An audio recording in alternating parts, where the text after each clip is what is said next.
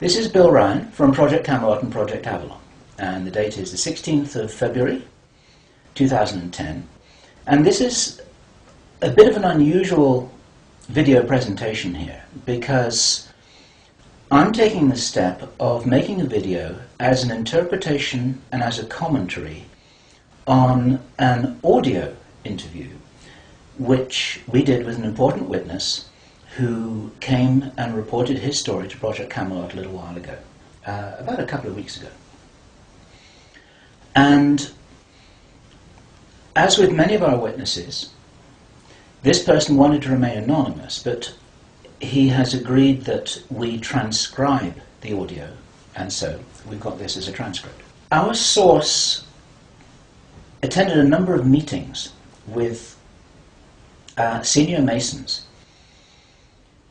and while many of these were interesting, they were routine by City of London standards. They were discussing financial affairs and so on and so forth.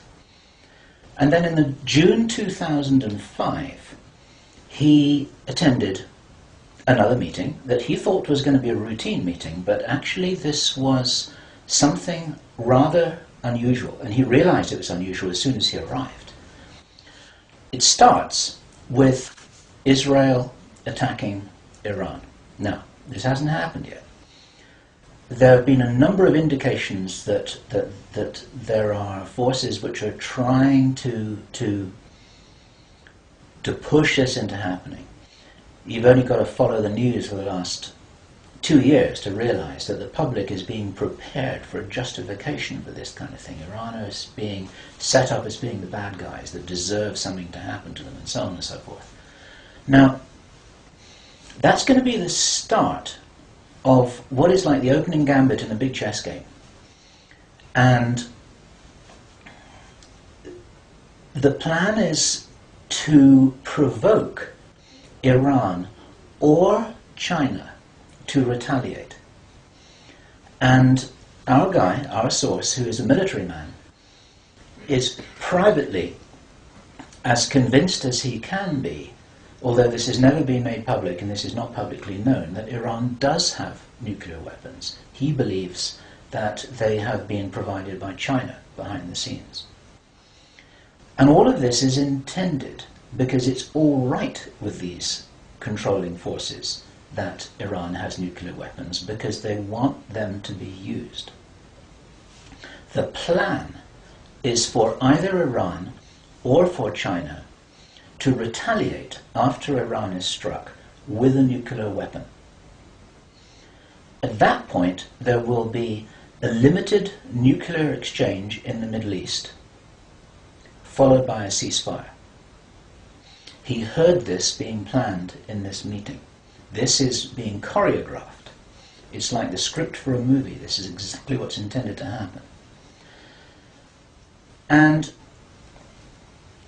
during this time, the other thing that's being set up for this, and many people watching this will be aware that this is being set up in the background. We've had a lot of information about this from a number of good researchers from many countries who are reporting this on the internet, that things are being set up in many of the Western countries for there to be heavy controls over populations, martial law, increased powers on security forces who are not just the army or the police, but in Britain, for example, our source said that he absolutely knew personally for a fact, that a very large number of private security people, their powers were being increased to give them the ability to arrest people, the ability to detain, the ability to handle riots in streets. And here we're talking about just regular people working in private security, people who give the parking tickets on the streets.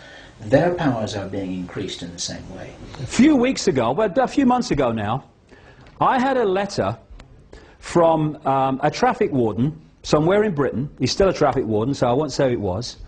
And he told me a strange story and said I might find it of interest.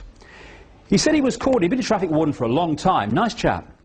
And he said he was called in by the boss, who gave him, out of nowhere, 3 cards.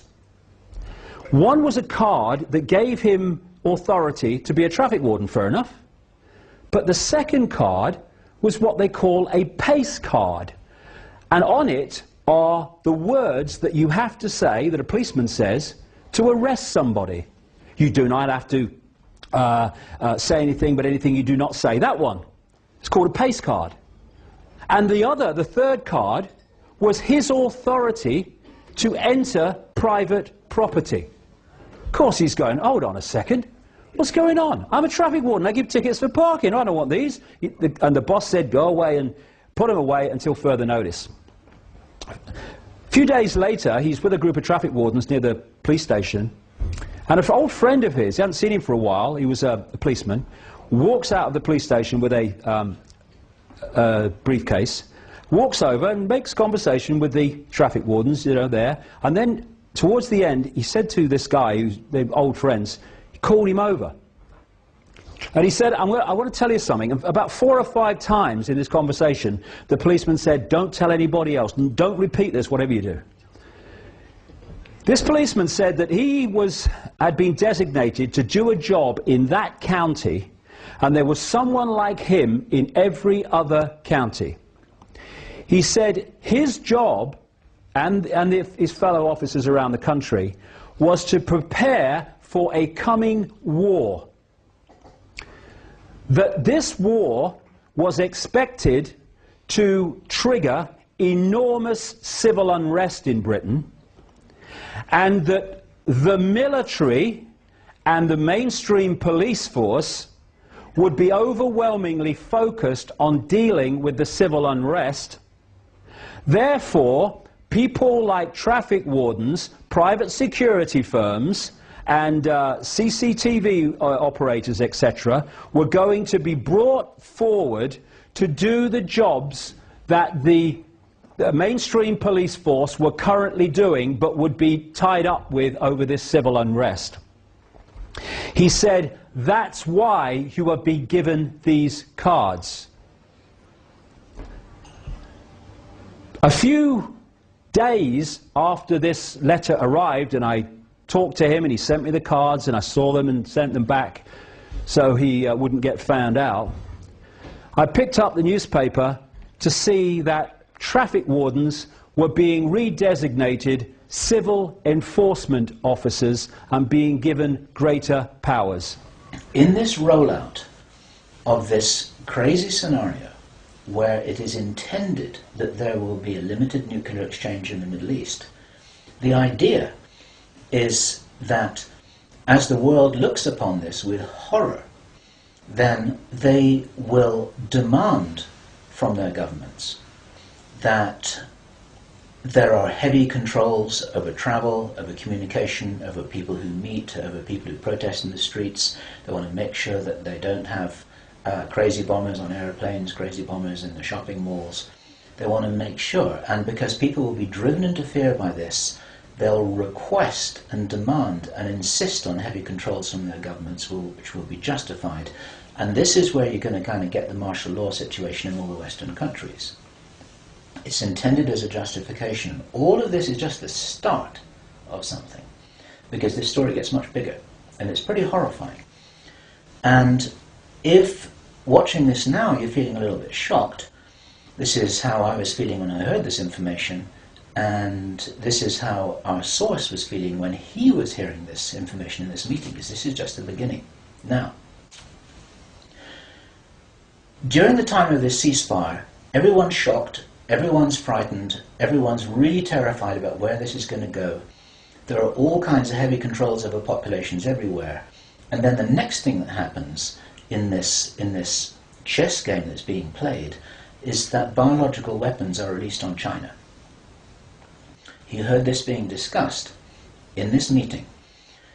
They will release a flu-like virus that will be genetically targeted against the Chinese population. It's racially targeted against the Chinese people. It's designed to spread like wildfire and to knock out a large number of the Chinese people. And these people in this meeting were laughing about this. They said, China will catch a cold. Those were their words. China will catch a cold.